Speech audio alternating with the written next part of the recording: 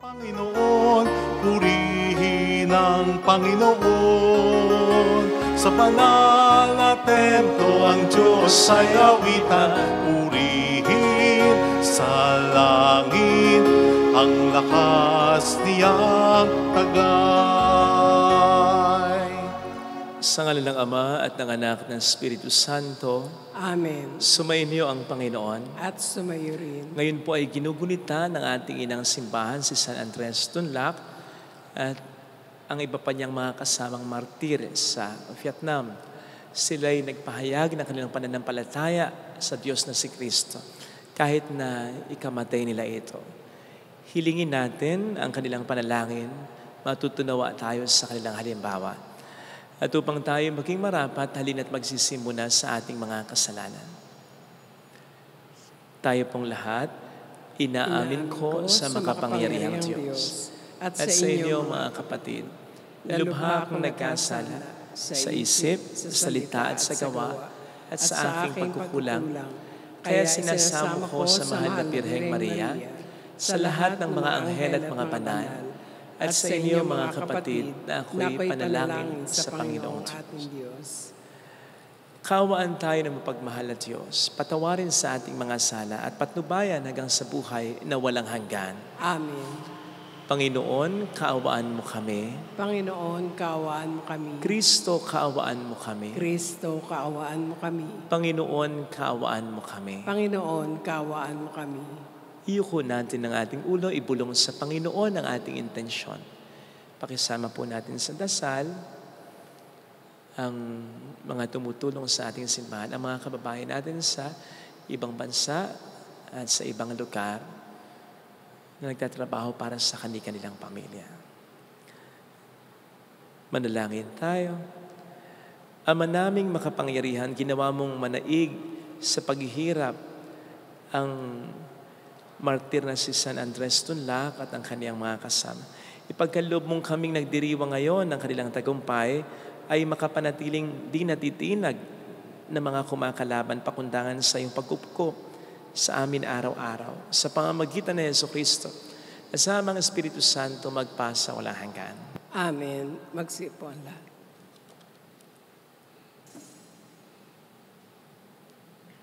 Ang salita ng Diyos mula sa unang aklat ng Makabeyo. Nung mga araw na yun, sinabi ni Judas at ng mga kapatid niya, ngayong nagapi na ang makaaway, kailangang linisin natin ang templo at muling italaga ito. Kaya't ang buong hukbo ay umahon sa bundok ng Sion. Nang 25 ng buwan ng Kislib, 9 na buwan ng taong 148, maaga silang bumangon at naghandog sa bagong altar ng mga haing susunugin ayon sa itinakda ng utos ng Diyos. Sa araw na ito'y itinalaga nilang muli ang templo sa gitna ng awitang kasaliw ang mga kudyapi, pluta at pumpyang. Ganito ring araw ng lapastanganin ng mga hintil ang templo. Lahat ay nagpatirapa, sumamba at nagpuri sa Diyos na lumingap at pumatnubay sa kanila. 8 araw silang nagdiwang sa pagtatalagang ito. Tuwang-tuwa silang naghandog ng mga susunugin. Naghandog din sila ng hain para sa pagkakaligtas at sa karangalan ng Diyos. Bilang palamuti, ang labas ng templo ay nilagyan ng mga koronang ginto at maliliit na kalasag. Inayos nila at nilagyan ng mga pansara ang mga pintuan ng templo at ang mga silid ng mga saserdote. Galak na galak ang lahat nang maalis ang mga tanda ng kapalastanganan ginawa ng mga hintil. Ipinasya ni Judas ng kanyang mga kapatid at ng lahat ng mga mamamayan ng Israel na sa gayon ding araw taon-taon ay ipagdiriwang nila ang muling pagtatalaga ng templo. 8 araw nilang gagawin ito mula sa 25 ng buwan ng Kislev. Ang salita ng Diyos. Salamat sa Diyos. Diyos aming papurihan ang iyong dakilang pangalan. Diyos aming papupurihan ang iyong dakilang pangalan. Karapat dapat kang purihin magpakailanman, Panginoon, ang Diyos ni Jacob na aming Ama. Diyos aming papupurihan ang iyong dakilang pangalan. Sa iyo ang kadakilaan, ang kapangyarihan, ang karangalan at ang pagtatagumpay, pagkat iyo ang lahat ng nasa langit at nasa lupa. Diyos aming papupurihan ang iyong dakilang pangalan. Sa iyo ang buong pamamahala at ikaw ang hari ng lahat. Sa iyo nagmumula ang kayamanan at karangalan. Diyos aming papupurihan ang iyong dakilang pangalan.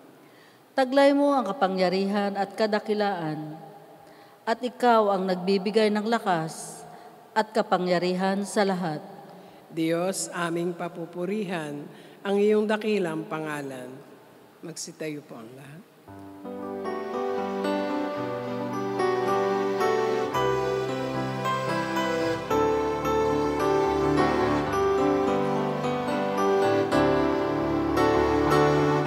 Hallelujah, hallelujah, hallelujah. Hallelujah, hallelujah, hallelujah, hallelujah. Sumainyo ang Panginoon.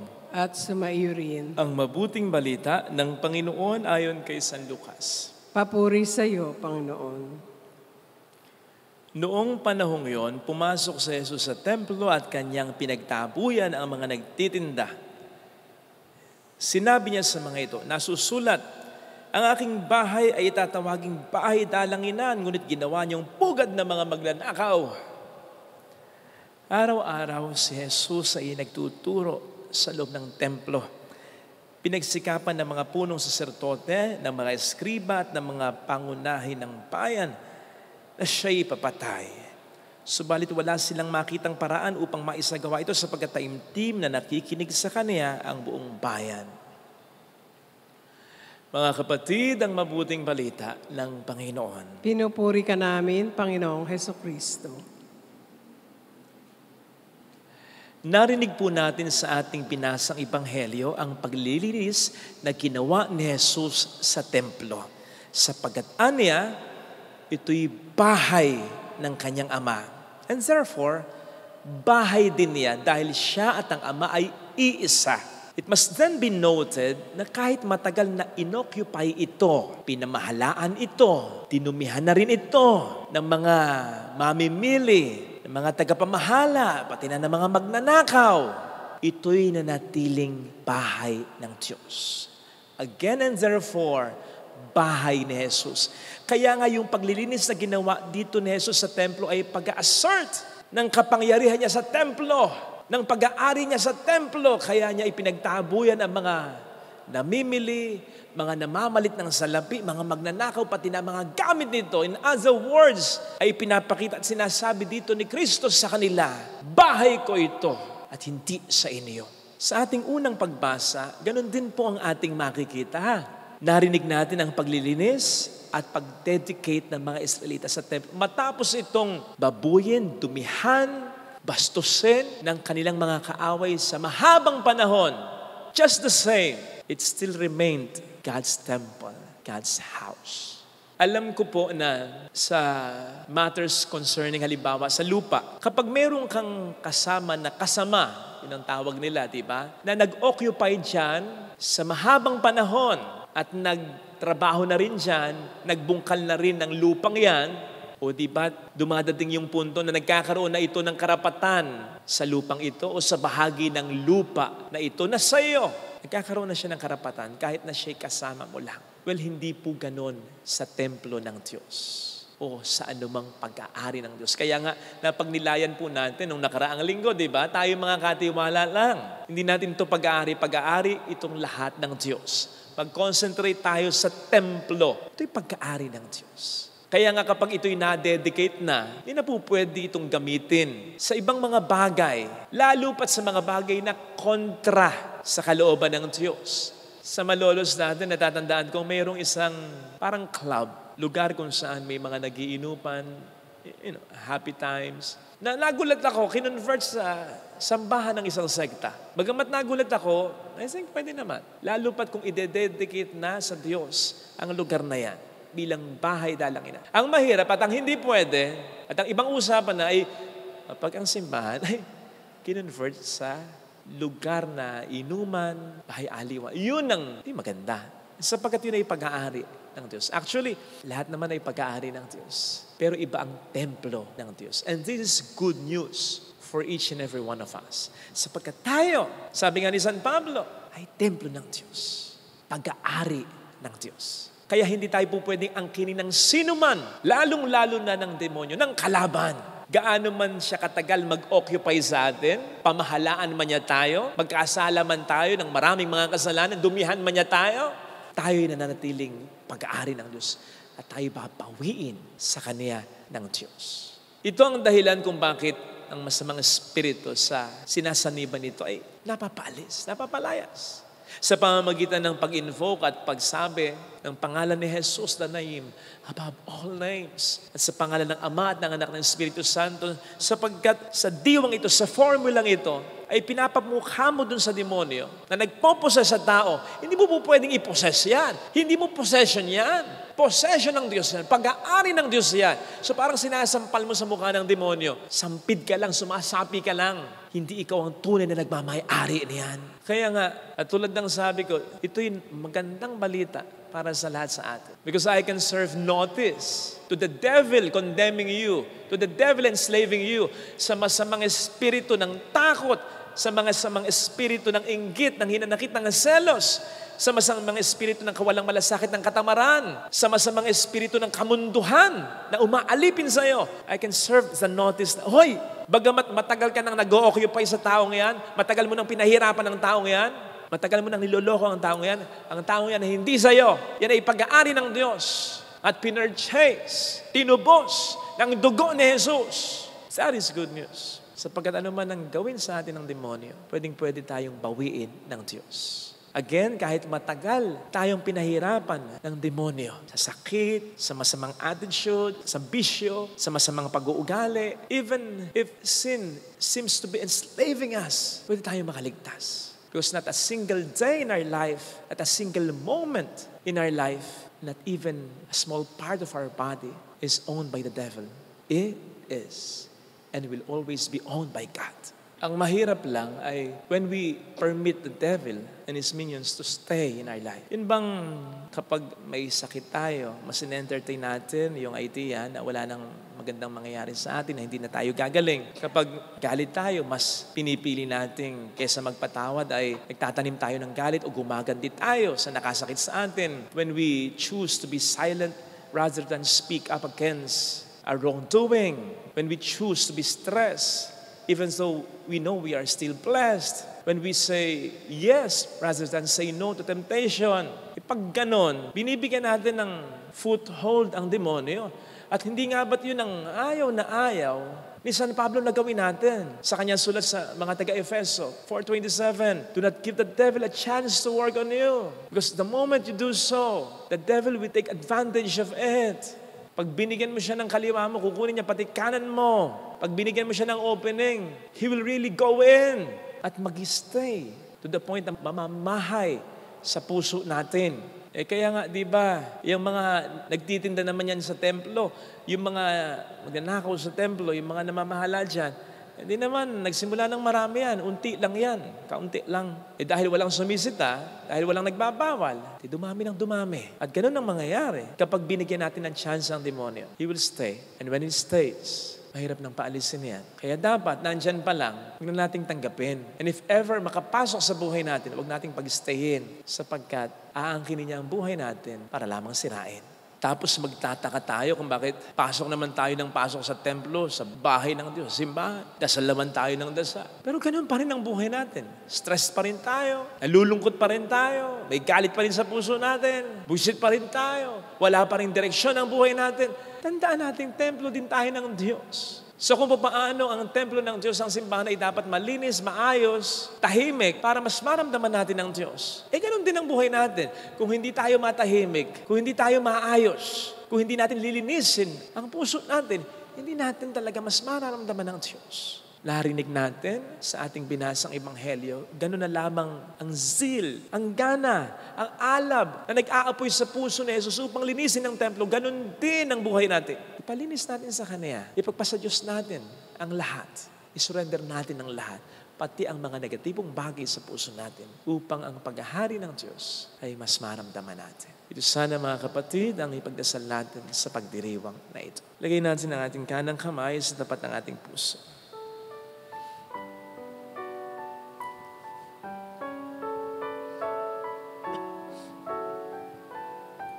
Awitin natin, alam kong may magagawa ang Diyos.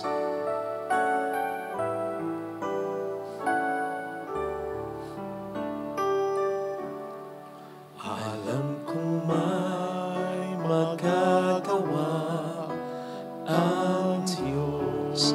Alam kong may magagawa ang Diyos. Alam kong may magagawa Makapangyarihan siya. ang Diyos. Kung ako'y magtatapat, Kung ako'y magtatapat sa Kaniya'y maglilingkod, sa Kanya'y maglilingkod. alam kong may magagawa ang Diyos. Kung may magagawa ang Diyos. Alam kong diringgin ng Diyos ang samo sapagkat mahal niya ako. Diringgin ng Pag-aari Diyos niya ako. ang samo ko. Alam kong diringgin ng Diyos ang samo ko. Alam kong diringgin ng Diyos Ililigtas niya ang ako. samo ko. Kung ako'y magtatapat, Kung ako'y magtatapat sa Kaniya'y maglilingkod, sa Kanya'y maglilingkod. alam kong diringgin ng Diyos ang samo. Diringgin ng Diyos Pikit natin ang ating mga mata. samo. Panginoon, kami tulungan mo na makapagbagong buhay. At yun ay upang maibalik namin sa iyong mga kamay ang aming buhay. Ang buhay na pinadumihan namin, pina-occupy namin sa kalaman. Sa kalamang nagbigay ng sakit sa amin, nagbigay ng sakit ng ulo, nagbigay ng stress, ng galit, ng inanakit, ng selos, ng kawalang pag-asa, ng pag-aalala, ng takot. Lahat lang yan ay binigay sa akin at Kapre. Hinayaan kong dumihan niya ang puso ko. Panginoon, mula ngayon, ang puso ay lilinisin ko sa tulong mo upang ikaw na sana talaga ang maghari sa buhay ko. Tulungan mo po ako. Hallelujah! Hallelujah! Purihin ang Diyos. Hallelujah! Pasalamat. Siya ay muling babalik sa atin. Hindi niya tayo iiwan, hindi niya tayo pababayaan. Paniwalaan natin. Babalik sa atin. Hallelujah! Purihin ang Diyos. Hallelujah! Sa takdang panahon, pabalik ang Panginoon upang tayo ay kunin. Tapat siya sa kanyang mga pangako sa atin. Sabihin mo sa mayroong magandang mangyayari sa ipasa inaasa. Sapagkat mahal ka ng Diyos, gigil na gigil siya. Gustong-gusto niyang linisin ang buhay mo. Gustong-gusto niyang ibalik ang sigla mo, ang pag-asa mo, ang saya mo. Hayaan mo ang Panginoon. Depresya, ayaw mo ipalinis. Ayaw mo italaga ang sarili mo sa Diyos. Ipalik mo. Kung lalapit kay Jesus, siya ang nagmamayari niya. Siya ang tanging dapat ay may karapatan. Siya ang dapat gumabay diyan. Papuri sa Ama at sa Anak sa Espiritu Santo. Kapara ng sa unang-una ngayon, magpakailanman, magpasawalang hanggan. Amen.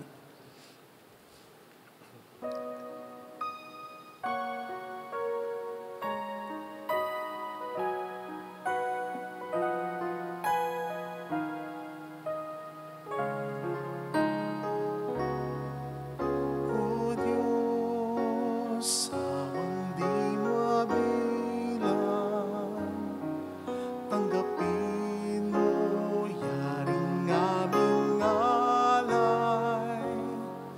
Gawin ito bilang tanda ng aming kaligtasan. Narito, O Ama, alak at tinapay, bunga ng lupa at ng aming paggawa. Manalangin tayo, pang ating handog ay maging kalugod-lugod sa Diyos samang makapangyarihan. Tanggapin nawa ng Panginoon itong paghahain sa iyong mga kamay, sa kapurihan niya at karangalan, sa ating kapakinabangan, at sa buong sambayanan niyang banal. Ama naming lumikha, pakabanalin mo at basbasan ng mga alay na nakahanda upang paalabin nito ang aming diwa sa ningas ng pag-ibig mo na nagdulot ng tagumpay sa pagpapakasakit ni San Andres Dunlac at ng kanyang mga kasama. Sa pamamagitan ni Jesucristo at sa mga Espiritu Santo, magpasa walang hanggan. Amen. Sumain niyo po ang Panginoon. At sumayo Itaas sa rin. Diyos ang inyong puso at diwa. Itinaas na namin sa Panginoon. Pasalamatan ng Panginoong ating Diyos. Marapat na siya ay pasalamatan. Ama naming makapangyarihan, tunay kang marapat na ikaw ay pasalamatan ngayong aming kagalakan ng sa San Andres Dunlac ay parangalan. Siya'y kapanalig naming may paninindigan na ikaw ay ipahayag kahit siya'y mamatay sapagkat minarapat mong kanyang matularan ang iyong anak na nag-ahain ng sariling buhay. Tulad ng naganap sa iyong anak, ang dugo ng mga martir ay dumanak, hindi dahil sa katatagang likas, kundi dahil sa iyong bigay na lakas. Kaya kaisa ng mga anghel na nagsisiawit ng papuri sa iyo ng walang humpay sa kalangitan, kami nagbubunyi sa iyong kadakilaan. Santo, Santo, Santo, Panginoong Diyos ng mga hukbo, napupuno ang langit at lupa ng kadakilaan mo, o sana sa kaitaasan. Pinagpalang na paririto sa ngalan ng Panginoon, o sana sa kaitaasan. Ama naming banal, ikaw po ang bukal ng tanang kabanalan, kaya sa pamamagitan po ng iyong Espiritu, gawin mong banal ang mga kaloob na ito upang para sa amin, maging katawan at dugo ng iyong anak at sa aming Panginoong Hesukristo. Bago niya pinagtiis ang kusang loob na maging handog, kinawakan niya ang tinapay, pinasalamatan kaniya, pinaghati-hati niya iyon, iniabot sa kaniyang mga alagad at sinabi, tanggapin ninyong lahat ito at kanin. Ito ang aking katawan na ihahandog para sa inyo.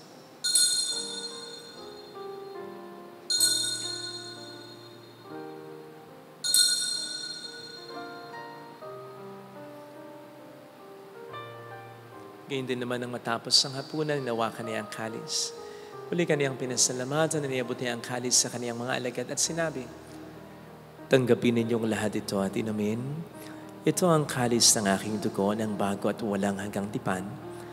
Ang aking dugo na ibubuhos para sa inyo at para sa lahat. Sa ikapagpatawad ng mga kasalanan, gawin niyo ito sa pag-alala sa akin.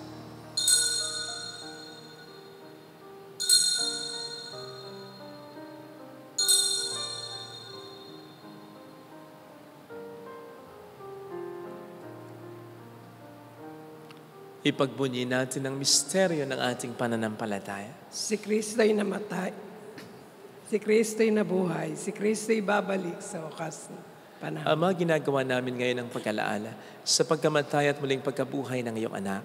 Kaya niyalay namin sa iyong tinapay ng buhay at ang kalis ng kaligtasan. Kami nagpapasalamat dahil kami iyong minarapat na tumayo sa harap mo para maglingkod sa iyo. Isinasamo namin kami na magsasalo sa katawan at dugo ni Kristo ay mabuklod sa pagkakaisa sa pamamagitan ng Espiritu Santo. Malingapin mo ang iyong simbahang laganap sa buong daigdig, puspusin mo kami sa pag-ibig. Ay San Francisco na aming Papa ni Dennis na aming obispo at ang tanang kaparian. Alalahanin mo po ang mga kapatid naming nahimlay na may pag-asang sila'y muling mabubuhay, lalo ng aming mga mahal sa buhay na namatay na. Kaawaan mo sila at patuloyin sa iyong kaliwanagan. Kaawaan mo at pagkingtapatin kaming lahat na makasalo sa iyong buhay na walang wakas. Kaisa ang mahal na birhen ng Lasalet, ang ina ng Diyos, isanusay ang kabiyak ng kanyang puso lahat ng mga banal na namuhay dito sa daigdig ng kalugod-lugod sa iyo. Maipagdiwang naman namin ang pagpupuri sa ikararangal mo sa pamamagitan ng iyong anak at sa aming Panginoong Jesucristo. Sa pamamagitan ni Kristo kasama niya at sa Kanya, ang lahat ng parangal, papuri ay sa iyo, Diyos amang makapangyarihan, kasama ang Espiritu Santo magpas sa walang hanggan. Amen. Tumawag tayo sa Ama.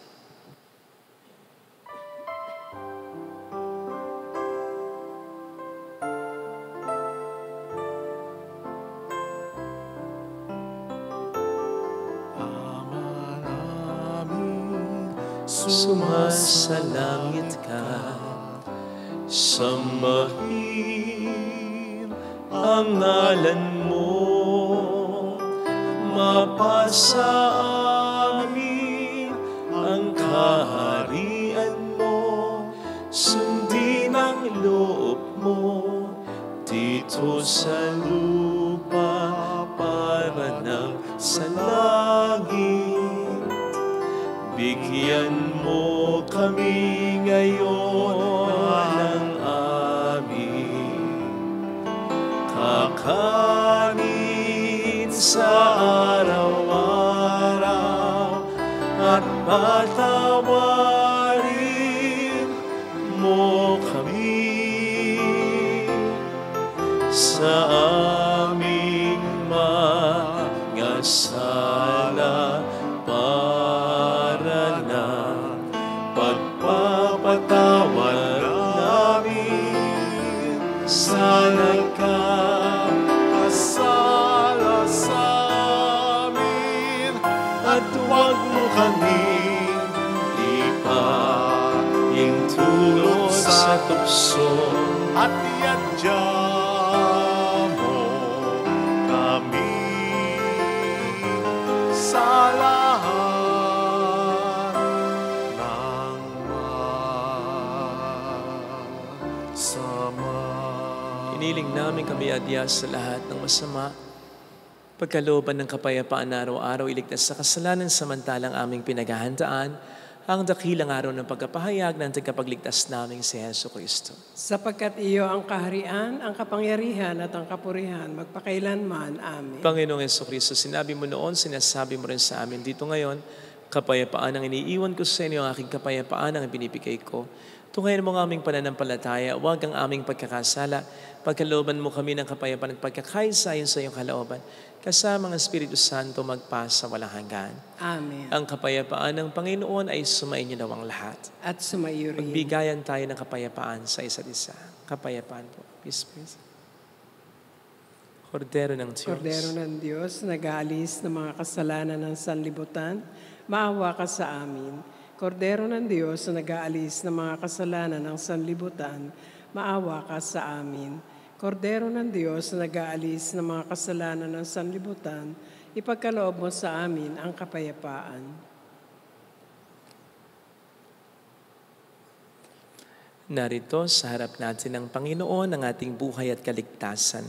Mapapalad tayong lahat na inaanayahan.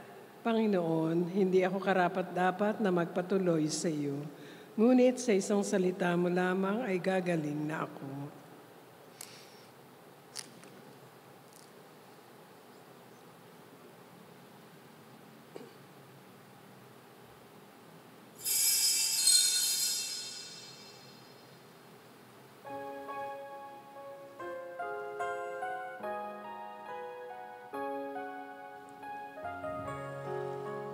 Panalangin para sa espiritual na pakikinabang.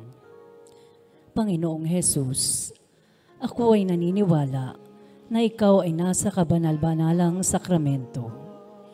Iniibig kita ng higit sa lahat at ninanasa kong tanggapin ka sa aking kaluluwa. Sapagkat sa mga sandaling ito, hindi kita matatanggap sa sakramento. Tumuloy ka sa Espiritu sa aking puso. Niyayakap kita na parabang naririto ka na. Inaalay ko ng buong buo ang aking sarili sa iyo. Huwag mong hayaang mawalay ako sa iyo. Amen. Tanging kay Jesus mayroon tagumpay.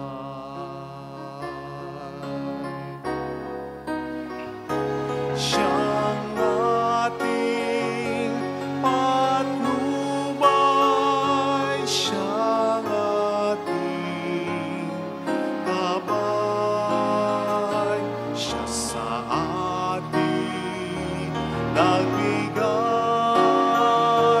buhay. Si Jesus ang katotohanan, si Jesus ang daan, siyang ating Panginoon magpakailan paman. Manalangin tayo.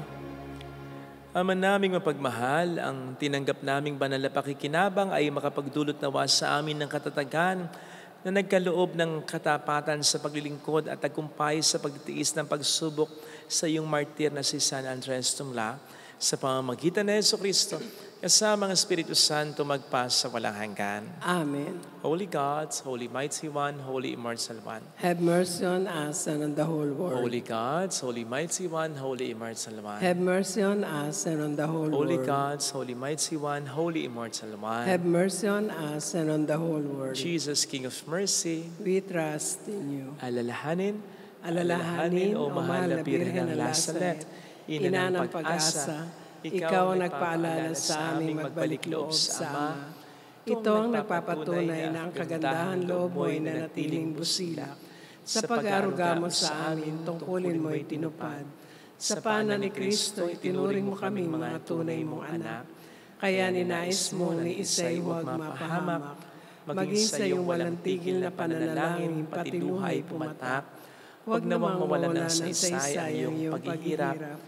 Ilinawa namin sa iyo aming inaliyag, na matapos ang pakikibaka namin sa mundong ito, at sa pananatili naming tapat kay Kristo, sa kapurihan mo'y makibahagi kaming ganap, upang kung nasaan ka ngayon ay maparoon din kaming lahat, at ang kaganapan ng kalwalatian ng Diyos Amay, tuluyang matupad siya nawa. mahal na Birhen ng Lazaret, tagapagkasundo ng mga makasalanan. Ipanalangin mong walang patid kaming mga dumudulog sa iyo. Maraming salamat po sa lagi niyong pagtulong. Sumainyo ang Panginoon. At sumairin. Pagpalain kayo kasama ang ating pamilya na mapagmahal na Diyos, ng Ama at ng Anak at ng Espiritu Santo. Amen. Humayo tayo sa kapayapaan ni Kristo. Salamat sa Diyos.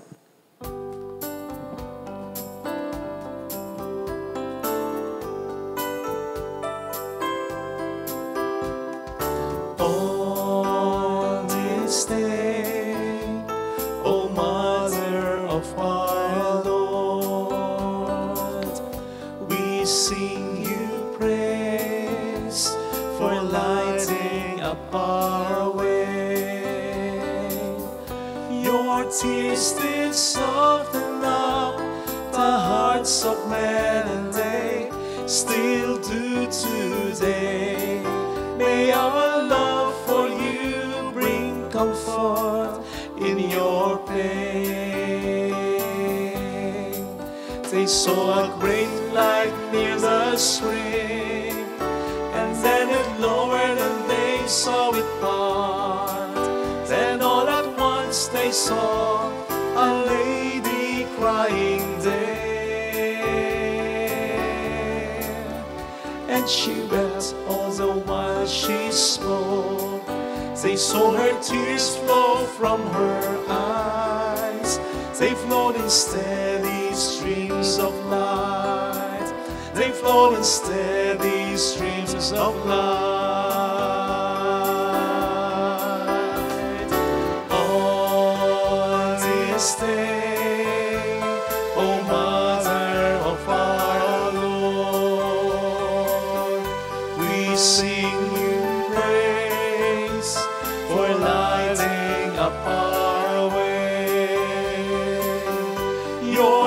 ways did soften up the hearts of men, and they still do today. May our love for you